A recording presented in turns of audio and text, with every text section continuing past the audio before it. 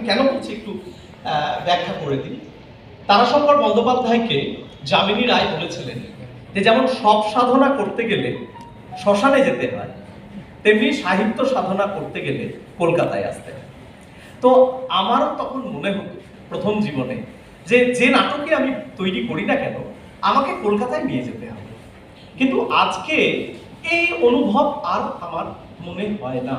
আমার মনে হয় প্রথমত আজকের দিনে দাঁড়িয়ে আপনি ভারতবর্ষের যে প্রান্তেই আপনার কাজ করুন না কেন, আপনার কাজকে পৌঁছে দেওয়ার জন্য যে মিডিয়া তৈরি হয়ে আছে, ফলে আপনার কাজটা সৎ হতে হবে, আপনার কাজটা মৌলিক হতে হবে। আপনি যে প্রান্তেই কাজ করুন আপনার কাজ ঠিক মানুষের কাছে পৌঁছে যাবে। আমার তো কলকাতার মানুষ টার্গেট নয়, মানুষ টার্গেট। তো আমি একটা ছোট্ট গল্প বলি। আমাদের একটি নাটক আছে রসকলি, তারাশঙ্করের নাটক। তারাশঙ্করের যে বাড়ি ধাত্রীদেবতা, তার নাম তারাশঙ্কর নিজে নামকরণ করেছিলেন। সেই ধাত্রীদেবতা প্রায় ভগ্ন অবস্থায় পড়েছিল। আমরা সেই ধাত্রীদেবতাটা বীরভূম সংস্কৃতি বাহিনীর পক্ষ থেকে গ্রহণ করি পঞ্চায়েত সমিতির কাছ থেকে, এবং এখন সেটা একটা মিউজিয়াম।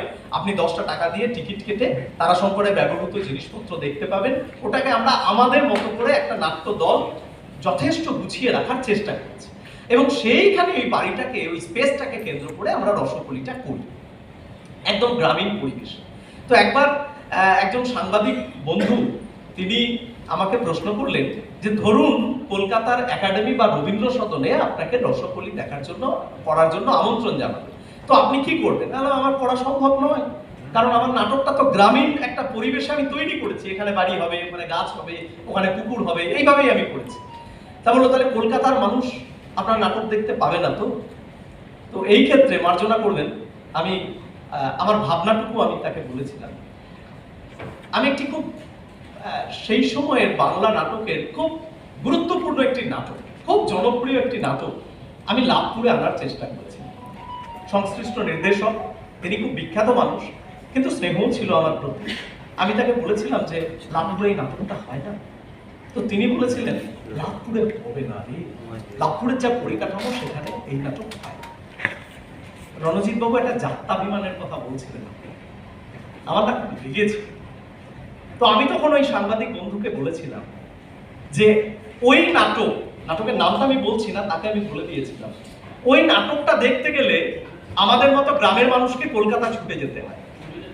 সুতরাং আমার হাতেও এমন কিছু নাটক থাকা উচিত যা আপনাকে দেখতে গেলে গ্রামে ছুটে আসতে হবে কলকাতা। সুতরাং এটা আমার অভিমান নয়, আমার গ্রামের মাটির গর্ব যে আমার মাটিরও যথেষ্ট শক্তি আছে।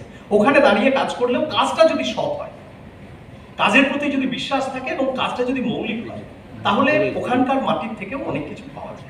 এটাই বোঝাতে চাই। আপনার এই ধর্মঙ্গল, এটা কি ঘনরাম চক্রবর্তীকে আশ্রয় করেই আমার লেখা।